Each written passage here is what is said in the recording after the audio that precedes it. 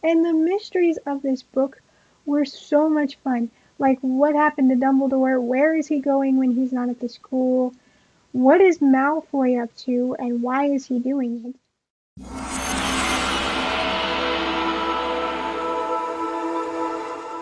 Welcome back once again to a new book review. Now, the book I'm going to be talking about today is Harry Potter and the Half-Blood Prince, the sixth book in the Harry Potter series by J.K. Rowling. Now, if you've been following my channel for a while, you may notice that throughout the last 4 years, I've been reading these books periodically. And you may notice, well, this book doesn't look like it's even been read from. Well, that's because I listened to it on audiobook from my library, and I'm borrowing my brother's copy for the video. That being said, there will be spoilers for this book, and thus the 5 that came before it. So if you somehow have not read or seen the Harry Potter books or movies, I suggest skipping this review and come back to it once you've read or watched the movies. So, with that being said, let's get into the characters of this book.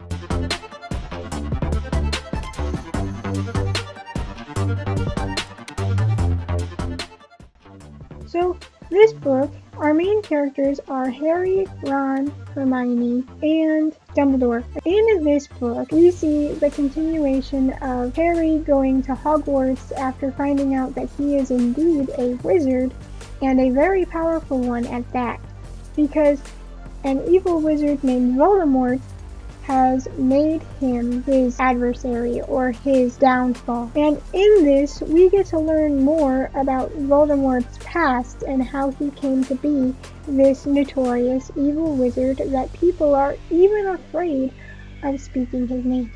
So, with that being said, let's get into it.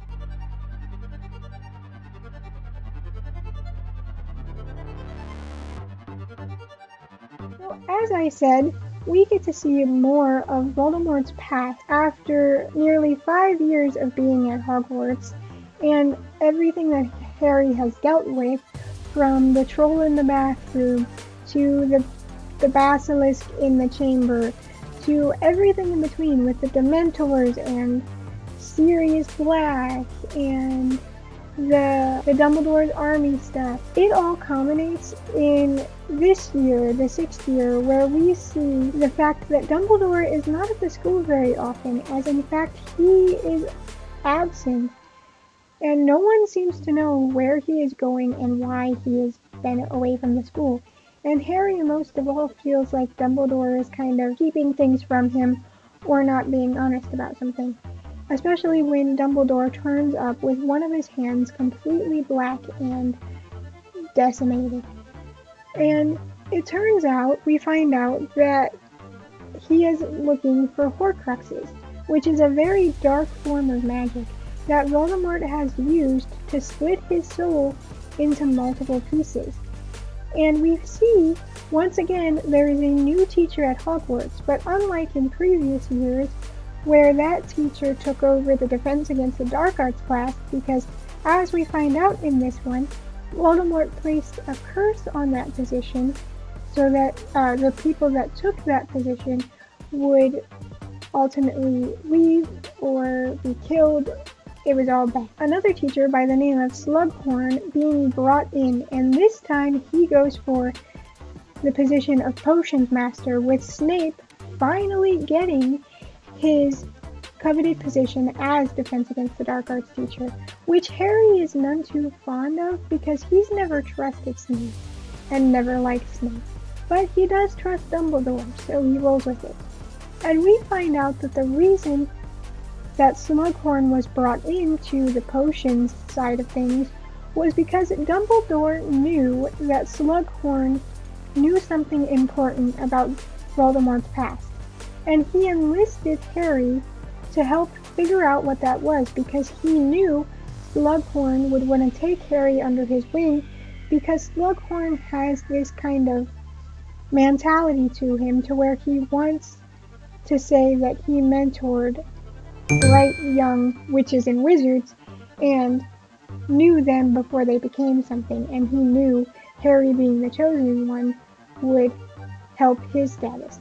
He doesn't want to have status himself, but he likes to claim that he's been around people with status. So, using that, Voldemort says, Harry, I need you to help me get this memory from Slughorn because it is important, and the memory that we do have has clearly been altered, so he's trying to hide something, and I feel like it could be the key to unlocking Voldemort's past. And so, Dumbledore and Harry work together to venture into the memories of Voldemort that Dumbledore does have, with seeing Dumbledore talking to him in the orphanage and seeing how Voldemort very much looks down on other people and thinks himself better than other people and has no qualms about hurting people to get what he wants or to get them to do what he wants. So Voldemort from the get-go was a very manipulative, very intentional in his actions, and very self-assured in a very dangerous way. So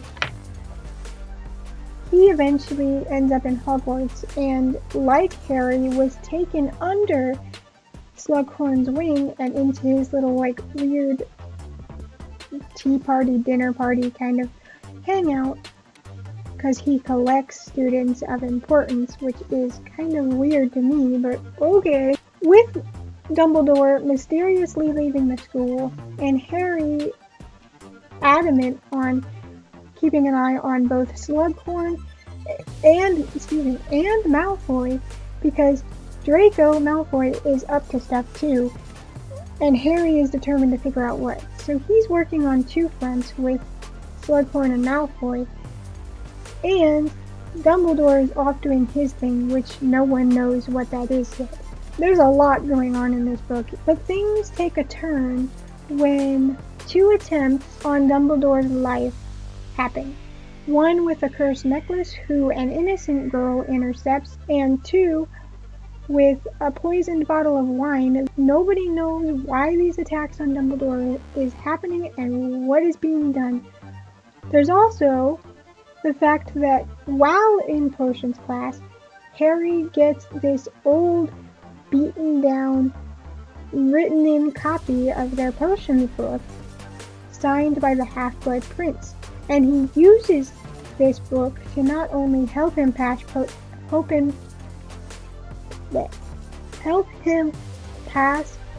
class, that is hard to say, but impress Slughorn, who once again he's supposed to get close to because Dumbledore thinks he knows something more than he's saying. There's a lot of mystery tied up in this one book, and that is so much fun. It's so nice to finally get to see what Voldemort is up to, and the mysteries of this book were so much fun. Like, what happened to Dumbledore? Where is he going when he's not at the school? What is Malfoy up to, and why is he doing it? Who is the Half-Blood Prince, and did they make these spells, or are they just making note of them? Because some of them seem incredibly dangerous. Things get very, very sad and very, very bleak towards the end of the book. I like this series. I don't feel bad that I'm taking my time with it. I did place a hold on the final book in the series, Harry Potter and the Deathly Hallows, but it's looking like that's going to be several months before I am able to listen to the audiobook for it. And I'm currently reading, I just started this. I don't know if you're going to see this before or after I do my review for Crescent City, but I just started book 2, A House of Sky and Breath. And so far it's good, although I'm not that far into it. And ironically, I have a Ravenclaw bookmark in there. It matches the cover perfectly, if you can't tell me it doesn't. I thought it'd be fun to match the bookmark to my book. Leave me alone. But I like this series a lot. And though I don't like actually reading the books, because I don't like a lot of J.K. Rowling's writing style, listening to the audiobook is a lot of fun. and I enjoy it. I couldn't tell you what it is about J.K. Rowling's writing style that just doesn't hit for me. It just doesn't. It just doesn't. It's not as bad for me as like reading the old English stuff, but something about her writing style just doesn't hit. But listening to the audiobook for these is a lot of fun. I don't know when I'm going to be able to start the final book in this series, but I do plan to listen to that soon whenever my hold opens up at the library. So I hope you guys enjoyed, and I'll see you next time.